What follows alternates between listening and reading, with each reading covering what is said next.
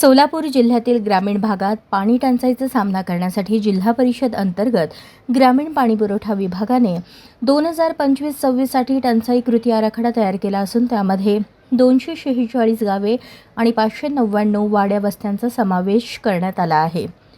या आराखड्यासाठी अंदाजे 1204 लाख रुपयांचा खर्च अपेक्षित आहे।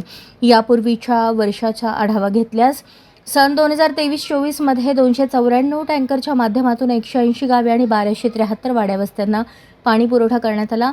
2024-25 मध्ये 69 टँकरद्वारे 59 गावे आणि 587 वाड्या वस्त्यांना पाणी पोहोचवण्यात आले। चालू वर्ष 2025-26 साठी 178 टँकरच्या माध्यमातून 147 गावे आणि 589 वाड्या वस्त्यांना पाणी पुरवठा करण्याचे नियोजन आहे। मार्च अखेरपर्यंत 48 टँकर प्रस्तावित असतानाही एकाही टँकरची मागणी आली नव्हती। मात्र 11 एप्रिल 2026 पासून उत्तर सोलापूर तालुक्यातील रानमसले गावात एक टँकर सुरू करण्यात आला आहे।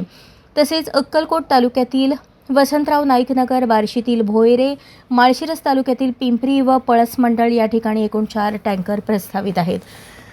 दरम्यान जिल्ह्यात एकूण 51 टँकर फीडिंग पॉईंट निश्चित करण्यात आले आहे। त्यामध्ये 11 सार्वजनिक आणि 40 खाजगी पाणी स्रोतांचा समावेश आहे। गेल्या वर्षीच्या टंचाई कालावधीसाठी 8.17 कोटी रुपयांच्या निधीची मागणी करण्यात आली होती। मात्र अद्याप हा निधी प्राप्त झालेला नाही।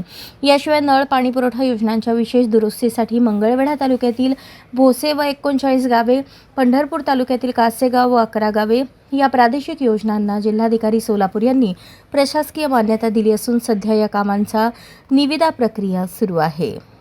अशाच नवनवीन अपडेटसाठी जनता राज्य न्यूज चॅनलला सबस्क्राईब करा, लाईक करा आणि शेअर करायला विसरू नका।